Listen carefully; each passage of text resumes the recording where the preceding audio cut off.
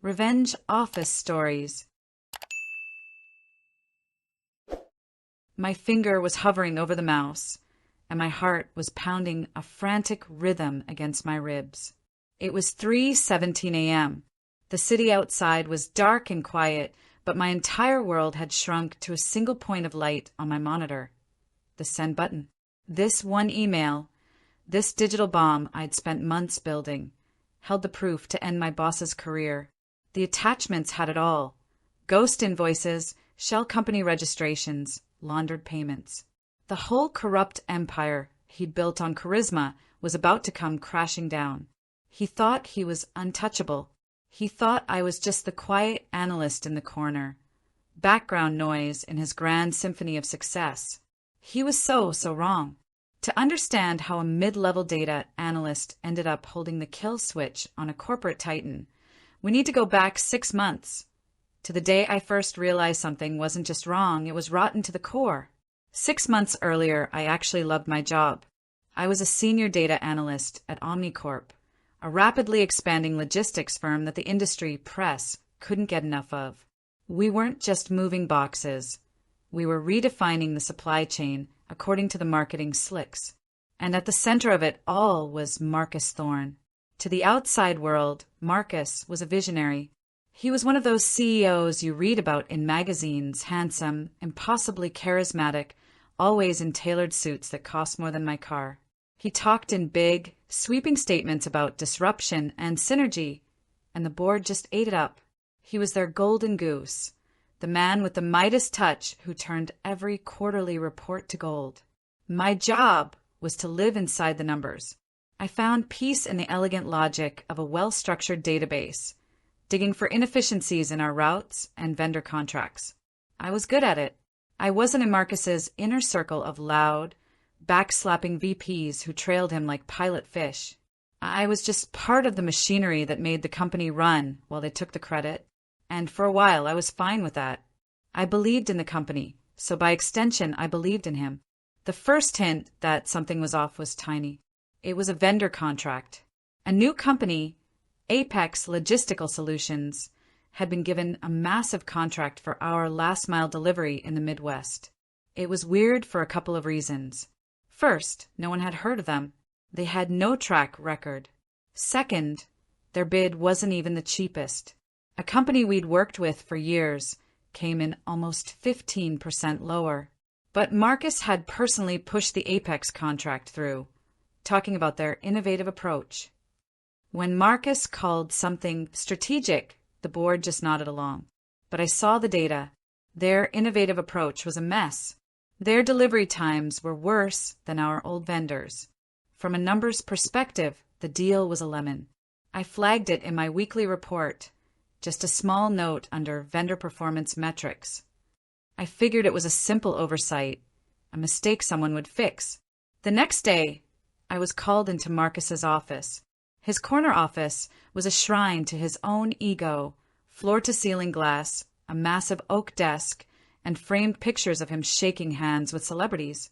He was all smiles, leaning back in his chair with that practiced, easygoing charm. "Sarah, great to see you," he started. "I saw your report. Very thorough. You've got a great eye for detail." I felt a flash of pride. "Thank you, Marcus. I just wanted to flag the performance issues with Apex." He held up a hand, his smile not wavering. "Right about that. I appreciate the diligence, I really do. But some things aren't just about the numbers on a spreadsheet. Apex is a long-term strategic partnership. We're investing in a relationship, you understand." I nodded slowly, feeling like a kid being patted on the head. "I get that, but the cost overruns are already hitting our quarterly budget projections." "Leave the big picture to me," he said, and his smile tightened just a fraction. It was the first time I saw it, a flicker of something cold behind his eyes. "You keep focusing on those spreadsheets. You're great at that. Just stay in your lane on this one." I left his office feeling uneasy. It wasn't just that he'd dismissed my work. It was how he'd done it, the condescending tone, the quiet order to back off. It was like he was hiding something in plain sight, daring me to question him. That conversation planted a seed of doubt, and being me, I couldn't help but water it. The Apex problem kept getting worse. Their costs spiraled. I started tracking it all in a separate file, just for myself. Then came the second red flag, a $100,000 invoice from another new company, Innovate Consulting Group. The description was just gibberish. Strategic Operational Realignment Services. I couldn't find a single email, memo, or deliverable tied to this project. It was a ghost. My curiosity took over. I spent a few nights digging. Innovate Consulting Group was incorporated just 3 months earlier and listed its address as a P.O. box in Delaware. No website, no partners, nothing. It was a shell company. My heart started beating a little faster. This wasn't just a bad deal. This was deliberate. I checked the payment authorization. Marcus had approved it directly, using an executive override meant only for emergencies. What was so urgent about paying a ghost consultant? That's when I started using my own time to dig into public records. I looked up Apex Logistical Solutions again, but this time I went deeper, pulling their corporate filings. The owners were hidden behind a registered agent service, but the registered agent's address, it was the same P.O. box as Innovate Consulting Group. My blood ran cold. This wasn't a coincidence. It was a pattern. 2 new companies, both with sketchy, overpriced contracts, both personally approved by Marcus, and both linked to the same anonymous P.O. box. He was siphoning millions of dollars from the company right under our noses. He wasn't just a charismatic CEO, he was a common thief, rotting the company from the inside out.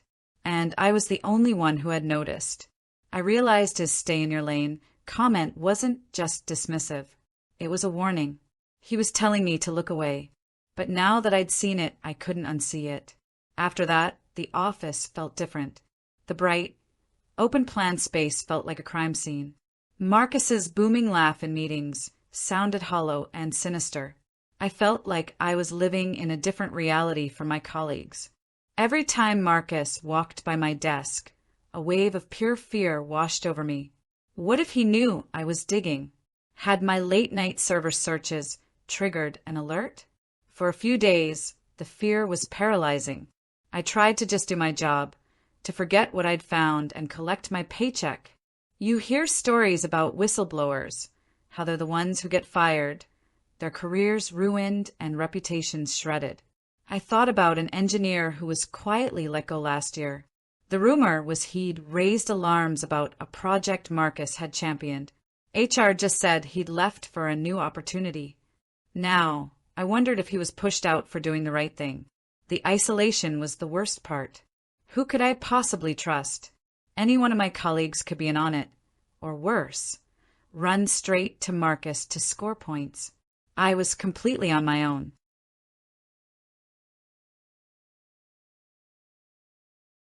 That feeling lasted for about a week. Then, something shifted. It happened during an all-hands meeting. Marcus was on stage, glowing about another record-breaking quarter. Then, he announced that due to market pressures, there would be no cost-of-living raises or performance bonuses for non-executive staff. The room went dead silent. We were all working late, killing ourselves to hit the targets he set, and he was telling us we weren't getting a dime. Oh, well, I knew he was pocketing millions. That's when the fear turned into cold, hard anger. He wasn't just stealing from shareholders. He was stealing from us, from the warehouse workers, the truck drivers, and from me. That night, I went home and opened a new folder on my personal encrypted hard drive. I labeled it Project Nightingale. I was done being afraid. I was going to burn his whole empire to the ground. But I knew I couldn't be emotional. My strength wasn't in confrontation, it was in data. I was an analyst, and it was time to do my work. My job became the perfect cover. I volunteered for extra projects that gave me legitimate access to financial records and vendor systems I normally wouldn't see. Behind the scenes, I was building a fortress of evidence. For every payment to Apex and Innovate, I documented the date, amount, and Marcus's override signature, highlighting the complete lack of support. I then compared Apex's pathetic performance data against our other vendors. The difference was staggering. They were actively losing the company money. Next, I turned to our company's communication archives. I couldn't get into Marcus's emails, but I could search for keywords. I found a meeting request from Marcus to our CFO, David Chin, with the subject Apex onboarding. The meeting was canceled 15 minutes before it started. A week later, David was quietly demoted to a special projects role.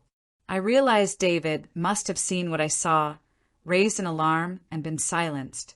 He might be an ally. The biggest breakthrough came from our internal chat system.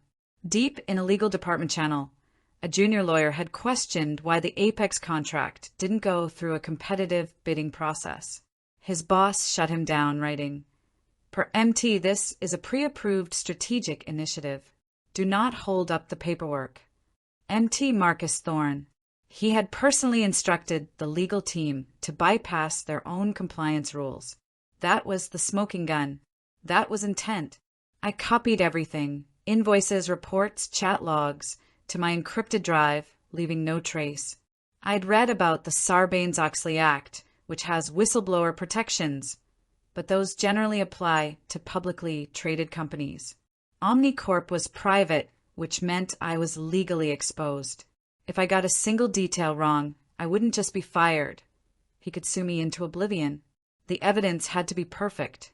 I even created a flowchart mapping out the whole scheme.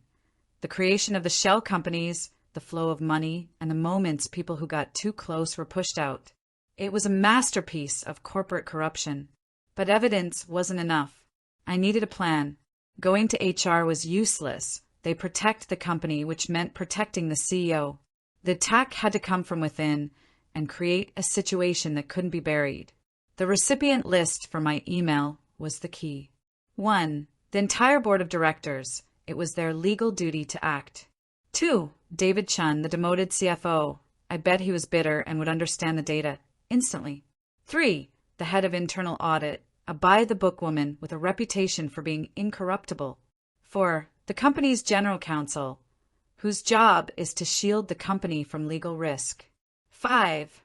And the masterstroke, the private equity firm that owned 40% of Omnicorp. They were ruthless and cared about one thing: their money. The idea that a CEO was setting their investment on fire would make them act fast. The email itself was clinical and professional. The subject: urgent governance and compliance issue regarding vendor payments. The body was a short summary and then the attachments. A single, password-protected PDF named internal_review_materials. PDF containing my entire case. The password would be at the end of the email, a simple phrase I'd heard Marcus say in that all-hands meeting. Fiscal discipline is key. His own words turned into the key that would unlock his destruction. All that was left was to wait for the right moment.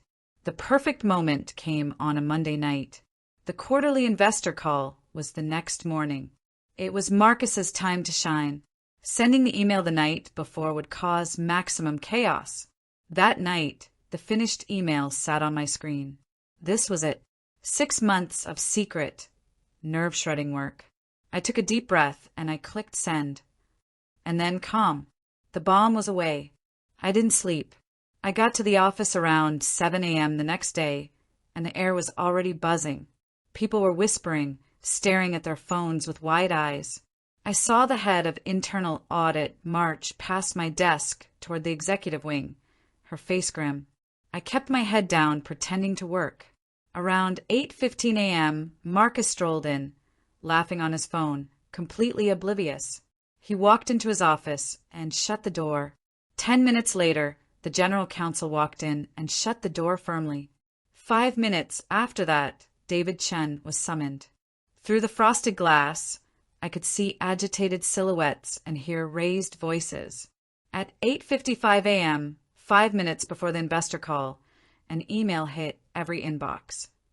Q3 investor call postponed. No explanation. The whispers in the office exploded. I watched it all from my desk. I could see Marcus's confident posture start to crumble through the glass. He was pacing, waving his arms. At 9:30 a.m., the blinds in his office were pulled shut. The execution was underway. For the next 2 hours, a parade of executives marched in and out of that office. Finally, at 11:45 a.m., the door opened. 2 security guards stood there. Marcus emerged. His face was gray, his expensive suit looked wrinkled, and his eyes were hollow. The charisma was gone. He looked like a man who'd seen a ghost. As the guards flanked him and walked him to the elevator, he didn't look at anyone. He didn't carry a box. He carried nothing. He was simply being erased. The office was dead silent. We all watched as the untouchable leader was escorted out of the building like a criminal. The elevator doors closed. He was gone. An hour later, an email from the board announced Marcus Thorne had resigned, effective immediately. David Chen was reinstated as acting CFO. A forensic accounting firm was being brought in, and the company was cooperating with relevant authorities. Corporate speak for criminal charges are coming. Marcus wasn't just out of a job. He was facing prison time for wire fraud and embezzlement. The auditors descended, and my Project Nightingale file became their roadmap. I was interviewed in secret by the company's new lawyers. They didn't treat me like a troublemaker. They treated me like a key witness. 3 weeks later, David Chin called me into his new office, Marcus's old office. "Sarah," he said, "what you did was incredibly brave. You saved this company." He told me the full scheme was nearly $10 million. My evidence was so clean, Marcus confessed immediately. "The board has approved a new position," David continued. "Director of Financial Integrity. It reports directly to me and the audit committee. The job is to make sure this never, ever happens again. It's yours if you want it." I felt a wave of pure vindication. I accepted. One of my first approved recommendations was to restore the employee bonus program and give everyone a cost of living raise, paid for by the millions we were no longer losing to a fraud. I know that whistleblowing stories often don't end this well, and that many who speak up face retaliation. I was one of the lucky ones whose planning actually paid off. It's been a year now. The company is stable and more honest. Marcus Thorne is awaiting trial. His name is now a cautionary tale. As for me, I'm still a quiet person who prefers spreadsheets to the spotlight. But something inside me has changed. I learned that real power isn't about being the loudest person in the room. Sometimes it's about being the most prepared. I didn't set out to be a hero. I just saw something wrong and used the facts to make it right. He built an empire on lies, and I tore it down with a single, truthful email. It wasn't just revenge. It was justice. So what do you think? Did he get what he deserved? Let me know in the comments. And if you have your own story of workplace justice, I'd love to read it. If you enjoyed this story and want to hear more, a like and a subscribe would be great. Thanks for watching.